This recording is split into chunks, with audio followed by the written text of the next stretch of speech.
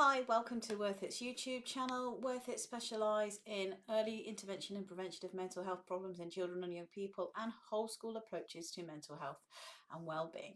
One of the things that we need to do in order to support children and young people's mental health and well-being is have healthy, happy, non-stressed staff in schools, because well-being is facilitated through relationships and interactions with children and young people. So if teachers are feeling very stressed, then they are unable to support children and young people with their mental well-being. That is why, as part of our Wellbeing Club programme and our Staff Wellbeing Toolkit, we explicitly teach wellbeing strategies for developing teacher mental health and well-being, and all based on occupational psychology, organisational psychology, and the science of well-being. So in this video, which is actually taken from our Staff Wellbeing Toolkit, which is part of our Wellbeing Club embedding tier annual membership of a whole toolkit to improve staff wellbeing. This is just one module on stress awareness. It really points out the contributing factors to stress, how to notice it earlier so we can provide more targeted early intervention and primary approaches to preventing the onset of stress affecting teachers. It is a massive problem in the UK and globally. Teacher stress is causing a lot of work issues and retention issues and recruitment issues and impact on student behaviour and attainment. So it is something that needs to be addressed. So hope you find this video helpful.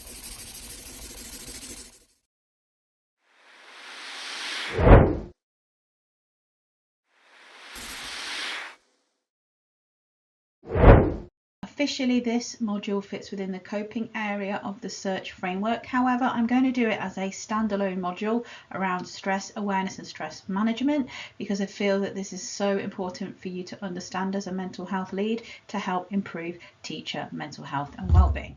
So what actually is stress? Stress is not a mental health problem or a mental illness. It is a reaction. So the HSE have a really helpful definition of what stress is. It is the process that arises when demands of various type and combinations exceed the person's ability to cope.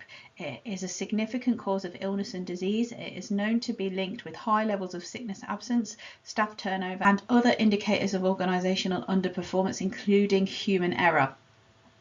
So perceptions and emotions are crucial for it to be stress, which is why a lot of the stuff that we'll be covering in the Wellbeing Toolkit course is around cognition, thinking, thoughts, reactions, because it's how we react and how we perceive the demands on us and how we feel about the demands on us that are often part of stress management approaches. So it's a negative emotional experience when perceived demands exceed perceived resources, and this is where individuals and how they see the world can really come into why somebody can cope with one demanding situation and another person can't, because one person might perceive that they are able to cope and the other person might perceive that they're not able to cope. So we'll go into how to deal with these things in a lot more depth as we go through the different modules. The latest stress survey statistics from 2022 are painting a very damning picture about the state of school staff and school leaders' stress levels. So they say from the Education Support Partnership that 75% of school staff are stressed and 84% of leaders. So as we mentioned before in the previous module, we do need to be looking at leaders and how to improve their mental health and their levels of stress as well. 59% of all educational staff and leaders have considered leaving in the past academic year due to pressures on their mental health. Imagine if 60% of your workforce left. How would that impact your school and the pupils and their learning? This is why addressing these issues and doing more around early prevention of stress and improving well-being is absolutely essential.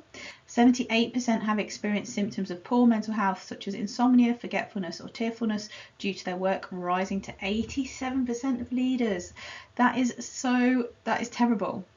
So all those things, insomnia, forgetfulness and tearfulness, are actually symptoms of stress. They're specific symptoms of stress. So many people are experiencing symptoms of stress even though they might not realise that that is actually stress itself, which is why stress awareness training is really important for people to know that they are stressed earlier, so it doesn't make them ill.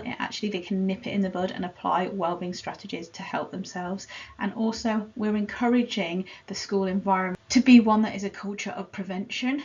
so that we're not letting people feel like this in the first place. So from the Education Support Partnerships report on school staff stress, they're saying stress, depression and anxiety have remained at an all-time unsustainably high level.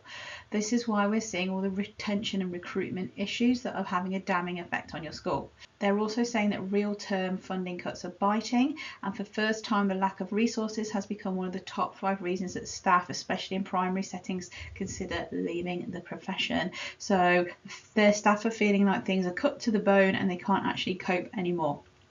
There are long-term health implications for the education workforce. So this amount of chronic stress leads to long-term sickness absence. It leads to other conditions like health conditions, skin conditions, tummy problems. So people might be headaches, migraines, those kind of things. People might be off with other physical ailments. It's actually caused by levels of stress. For example, recurring infections or really severe colds and flu could mean that you have a weak immune system, which could be caused by stress. School support staff wellbeing has also deteriorated, and their levels of stress and depression have also increased. So this demonstrates a saturation of stress at all levels of the school workforce. So it's a chronic issue in school workforces, which is why we need to stop, we need to take a step back, and we need to start thinking about how do we prevent this happening in the first place. We can't keep adding more and more onto people's plates. We do need to help them take things off of those plates. So I've mentioned a few signs and symptoms of stress earlier, but do you know what the symptoms and warning signs of stress actually are? If you want, you can pause the video and make a little note of what you think your personal symptoms and warning signs of stress are. And then I'll go on to show you what they are. But there are many different signs and symptoms of stress that individuals really need to recognize so they can then start to implement strategies to help cope with that stress. So different symptoms include cognitive symptoms. This is how stress can impact performance because we're having many issues with thinking and cognition. So this can include memory problems, being really forgetful, forgetting your laptop, forgetting your USB stick with all your lessons on it because you're so stressed, and then that just adds to the stress. Inability to concentrate, so your mind is wandering, you can't focus. Poor judgment, so making bad decisions. Maybe you're losing it with a behavior incident with a pupil and you make a bad decision, and then that has a knock-on effect to other things. Seeing only the negative, so we can actually get more and more focused on all the things that are going wrong when we're highly stressed. Anxious or racing thoughts, those worry thoughts that ruminate and go round and round in your mind, and constant worrying.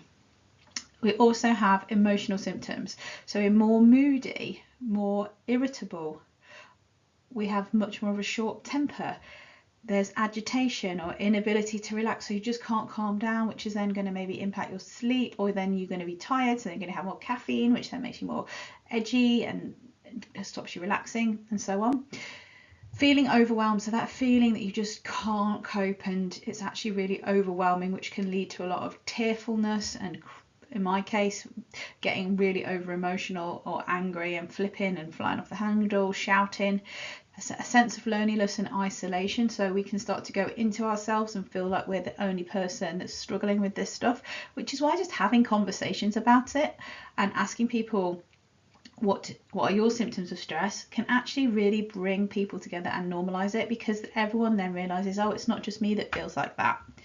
Low mood and general unhappiness, so it can then start to make you feel lower and make you feel unhappy, which can, in the long term, when you've experienced stress over a long period, can then lead to the development of mental health problems such as anxiety and depression. So we also have physical symptoms, so people might be off sick with these things, not realizing it's stress. So aches and pains, upset tummy, nausea, dizziness, chest pain, rapid heartbeat, loss of sex drive, frequent colds or infections, and skin conditions. So we also have behavioral symptoms such as eating more or less. So maybe you feel too worried to eat and you can't keep anything down, or you just comfort eating to cope, or drinking alcohol to cope. Sleeping too much or sleeping too little, you're just so tired, there's never enough sleep that you could have, or you just can't go to sleep, your brain's racing, you're just thinking about all the things that you've got to do the next day, and then you're totally exhausted. Isolating yourself from others, so cutting yourself off, procrastinating, neglecting responsibilities, so just being in your head so you can't actually get on with stuff, which then leads to more stress.